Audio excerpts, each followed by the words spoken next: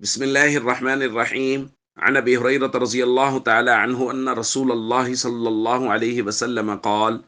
لو يعلم الناس ما في النداء والصف الأول ثم لم يجدوا إلا أن يستهموا عليه لاستهموا. رواہ البخاری۔ نبی کریم صلی اللہ علیہ وسلم نے ارشاد فرمایا، اگر لوگوں کو معلوم ہوتا کہ اذان کہنے اور نماز پہلی صف میں پڑھنے سے کتنا ثواب ملتا ہے، تو پھر اس ثواب کو حاصل کرنے کے لیے اگر انہیں قرآن اندازی کرنی پڑتی تو وہ قرآن اندازی ضرور کرتے کہ اس ثواب کو حاصل کر لیں۔ دوستو، اللہ تعالیٰ نے اعمال کا ثواب اس کو پردہ غیب میں رکھا ہے کہ وہ ہماری سمجھ میں، ہماری آنکھوں میں، ہماری نظر میں آنے والا نہیں ہے۔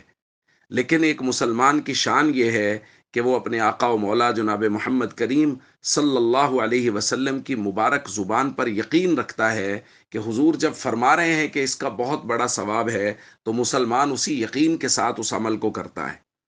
اب یہاں دیکھیے، نبی کریم صلی اللہ علیہ وسلم فرما رہے ہیں کہ اذان دینے میں